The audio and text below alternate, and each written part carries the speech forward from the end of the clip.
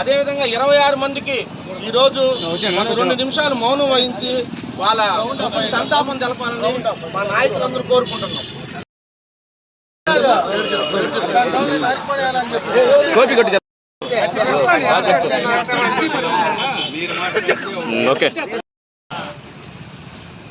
ముస్లింలు ఎప్పటి నుంచో అన్నదమ్ముల్లాగా కలిసినారు. ఇలాంటి పరిస్థితి జరుగుతుందంటే ఇలాంటి పరిస్థితి ఎదవ నా కొడుకుల్ని అక్కడికక్కడికే కాల్చిపడేయాలి. ఒక ముస్లింగా దీన్ని నేను తీవ్రంగా ఖండిస్తున్నాను. ఇలాంటి పరిస్థితులు ఎప్పుడూ జరగకూడదని కోరుకుంటున్నాను. అలానే ఈ పాకిస్తాన్ ఎదవ నా కొడుకుల్ని వీలైనంత వరకు నాశనం చేయాలని నేను కోరుకుంటున్నాను. జై జనసేన, జై హింద్.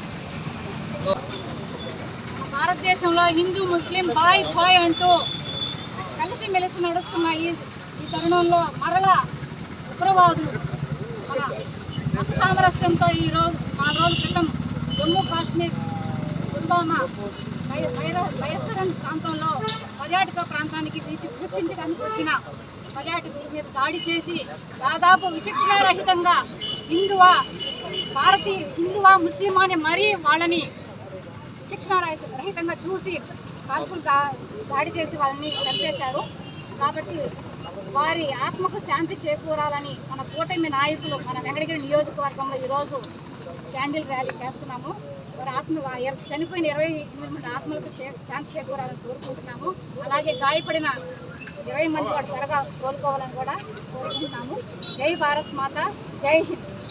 మన భారతదేశం అన్ని మతాలను కలుపుకొనేసి హిందూ ముస్లిం క్రిస్టియన్ని ఎక్కడ కానీ శాంతియుతంగా ఉండాలనేసి, అన్నదమ్ముళ్ళు మాత్రం ఉండాలనేసి ఇండియాలో మనం 511 దేశాలు మన వైపు చూస్తున్నాయి ఇండియా సైడ్.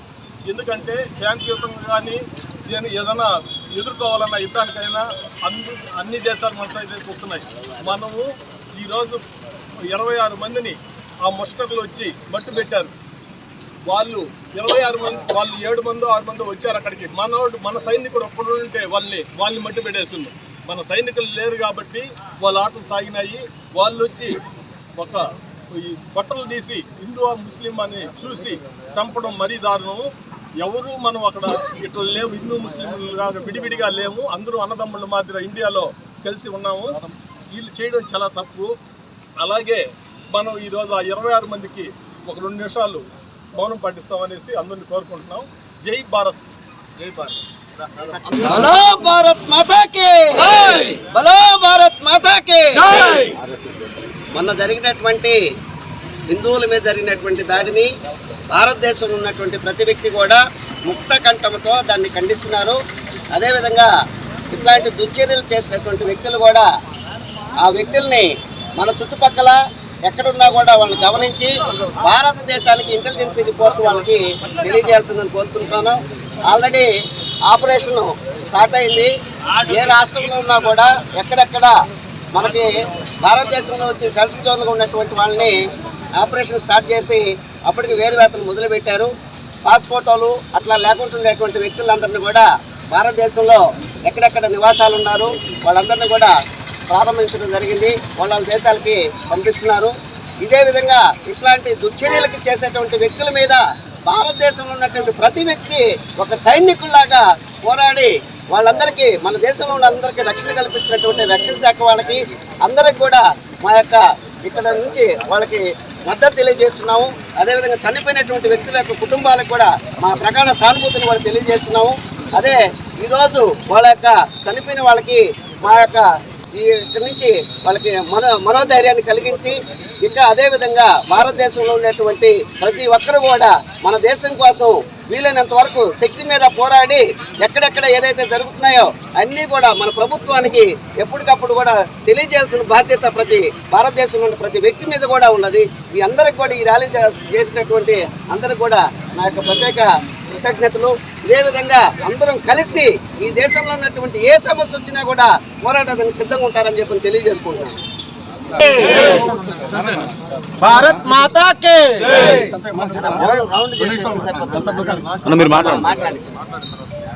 ఈ నెల 23వ తేదీ కాశ్మీర్లోని ఒక పర్యాటక ప్రాంతమైన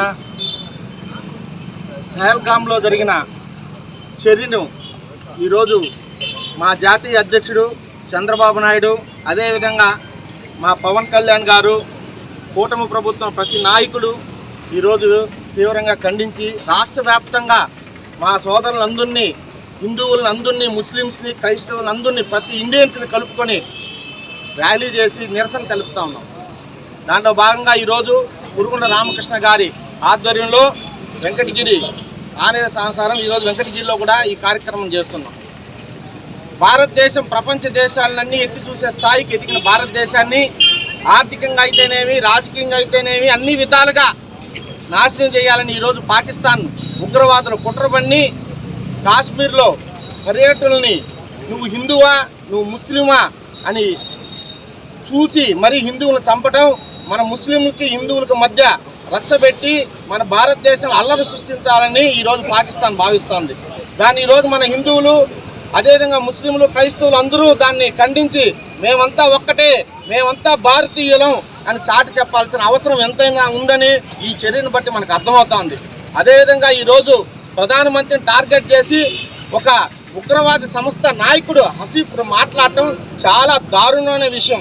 ఎందుకంటే ఈరోజు సింధు జలాలను ఆపితే మోడీ రక్తాన్ని కూడా మేము కళ్ళ చూస్తామని చెప్పడం ఇది ఎంత దురదృష్టకరమైన వాక్యం అంటే దీన్ని కూడా పాకిస్తాన్ సపోర్ట్ చేయడం అన్ని దేశాలు తీవ్రంగా ఖండించాయి. ఈరోజు అమెరికా స్పష్టంగా చెప్పింది, భారతదేశంలో ఈ ఉగ్ర దాడికి ఎటువంటి సహాయం అన్నా మేము చేస్తాం, వాళ్ళు తీసుకున్న నిర్ణయానికి మేము కట్టుబడి ఉంటాం. అదేవిధంగా బ్రిటన్ రాజ్యసభలో, పార్లమెంట్లో కూడా ఈరోజు తీర్మానం చేశారు, భారతదేశానికి మేము ఫుల్గా మద్దతు ఇస్తున్నాం. అంటే ఈ దాడి ఎంత దారుణంగా ఉందో ఈరోజు ప్రపంచ దేశాలకు కూడా అర్థమవుతుంది. ఇది పాకిస్తాన్ కొత్త ఏం కాదు, ఎందుకంటే ఇది 3వ చేయటం. 2 సార్లు చేస్తే ఇండియా వాటికి తగిన బుద్ధి చెప్పింది. వాళ్ళ స్థావరాలను వేయి రాకెట్ దాడి చేసి 350 మంది ఉగ్రవాదులను చంపాం. ఈసారి ఏ విధమైన భారతదేశం తీసుకునే చర్యకు, భారతదేశ ప్రభుత్వం తీసుకునే ప్రతి చర్యకు భారతదేశంలోని అన్ని రాజకీయ పార్టీలు ఈరోజు అన్ని మద్దతు తెలిపాయి. ప్రభుత్వానికి మా ఫుల్ మద్దతు అని. అదేవిధంగా ప్రజలుగా, నాయకులుగా ఈరోజు ఆంధ్రప్రదేశ్ కూటమి ప్రభుత్వం తరపున కూడా వెంకటగిరి నియోజకవర్గం తెలుగుదేశం నాయకులు, కూటమి నాయకులు అందరం కూడా దీన్ని తీవ్రంగా ఖండించి భారతదేశానికి అందరూ రక్షణగా నిలబడి ఈ సమయంలో పోరాటం మనం అందరం కలిసికట్టుగా పోరాటం చేసి పాకిస్తాన్ యొక్క తీవ్రవాదులు చేసే చర్యలను అడ్డుకోవాలని కోరుకుంటూ సెలవు తీసుకుంటున్నాం.